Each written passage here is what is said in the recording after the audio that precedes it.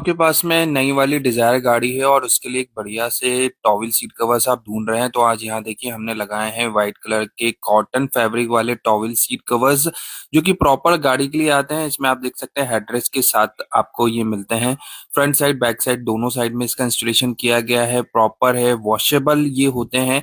यहाँ rear armrest के लिए चेन भी आती है। और सब में इम्पोर्टेंट है, अभी गर्मी ज्यादा है, पसीना निकलता है तो इसको एब्जॉर्ब भी कर लेते हैं।